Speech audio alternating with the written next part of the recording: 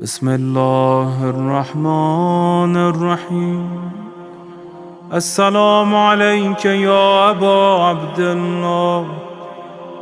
السلام عليك يا ابن رسول الله. السلام عليك يا خيرة الله وابن خيرته. السلام عليك يا ابن أمير المؤمنين وابن سيد الوصيين. السلام عليك يا ابن فاطمة سيدة نساء العالمين. السلام عليك يا ثار الله وابن ثاره والوتر الموتور. السلام عليك وعلى الأرواح التي حلت بفنائك. عليكم مني جميعا سلام الله أبدا ما بقيت وبقي الليل والنهار. يا أبا عبد الله، لقد عظمت الرزية وجلت وعظمت المصيبة بك علينا وعلى جميع أهل الإسلام، وجلت وعظمت مصيبتك في السماوات على جميع أهل السماوات. فلعن الله أمة أسست أساس الظلم والجور عليكم أهل البيت، ولعن الله أمة دفعتكم عن مقامكم وأزالتكم عن مراتبكم التي رتبكم الله فيها، ولعن الله أمة قتلتكم، ولعن الله الممهدين لهم بالتمكين من قتالكم. برئت إلى الله وإليكم منهم ومن أشياعهم وأتباعهم وأوليائهم. يا أبا عبد الله، إني سلم لمن سالمكم وحرب لمن حاربكم إلى يوم القيامة. ولعن الله آل زياد وآل مروان، ولعن الله بني أمية قاطبة، ولعن الله ابن مرجانة، ولعن الله عمر بن سعد، ولعن الله شمرا، ولعن الله أمة أسرجت وألجمت وتنقبت لقتالك. بأبي أنت وأمي، لقد عظم مصابيبك، فأسأل الله الذي أكرم مقامك وأكرمني بك أن يرزقني طلب ثارك مع إمام منصور من أهل بيت محمد صلى الله عليه وآله. اللهم اجعلني عندك وجيها بالحسين عليه السلام في الدنيا والآخرة.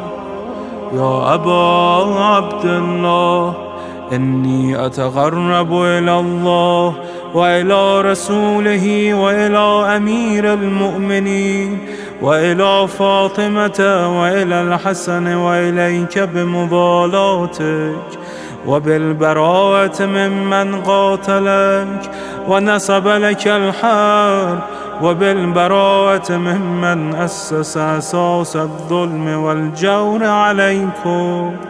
وأبرأ إلى الله وإلى رسوله ممن أسس أساس ذلك وبنى عليه بنيانا وجرى في ظلمه وجوره عليكم وعلى أشيائكم. برئت إلى الله وإليكم منهم، وتقرب إلى الله ثم إليكم بمضالاتكم ومضالاة وليكم، وبالبراءة من أعدائكم والناصبين لكم الحرب، وبالبراءة من أشيائهم وأتباعهم. إني سلم لمن سالمكم، وحرب لمن حاربكم، وولي لمن والاكم، وعدو لمن عاداكم. فأسأل الله الذي يكرمني بمعرفتكم ومعرفة أوليائكم، ورزقني البراءة من أعدائكم، أن يجعلني معكم في الدنيا والآخرة، وأن يثبتني عندكم قدم صدق في الدنيا والآخرة. وأسأله أن يبلغني المقام المحمود لكم عند الله، وأن يرزقني طلب ثاري مع إمام هدى ظاهر ناطق بالحق منكم.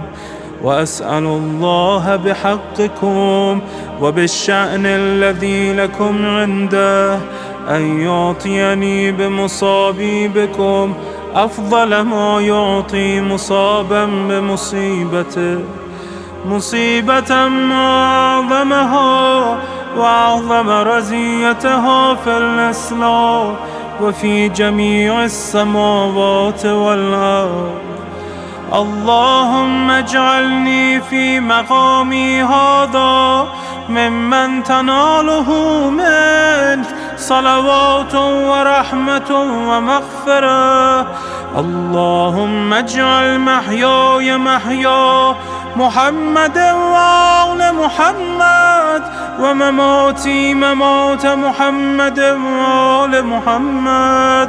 اللهم إن هذا يوم تبركت به بنو أمية وابن آكلة الأكباد، اللعين ابن اللعين على لسانك ولسان نبيك صلى الله عليه وآله، في كل موطن وموقف وقف فيه نبيك صلى الله عليه وآله. اللهم لعن أبا سفيان ومعاوية ويزيد بن معاوية، عليهم منك اللعنة أبد العابدين. وهذا يوم فرحت به آل زياد وآل مروان بقتلهم الحسين صلوات الله عليه. اللهم فضاعف عليهم اللعن منك والعذاب الأليم. اللهم إني أتقرب إليك في هذا اليوم وفي موقفي هذا وأيام حياتي بالبراءة منهم واللعنة عليهم، وبالموالاة لنبيك وآل نبيك عليه وعليهم السلام. اللهم لعن أول ظالم ظلم حق محمد وآل محمد، وآخر تابع له على ذلك. اللهم لعن العصابة التي جاهدت الحسين وشايعت وبايعت وتابعت على قتله. اللهم لعنهم جميعا. السلام عليك يا أبا عبد الله، وعلى الأرواح التي حلت بفنائك. عليك مني سلام الله أبدا ما بقيت وبقي الليل والنهار، ولا جعله الله آخر العهد مني لزيارتكم.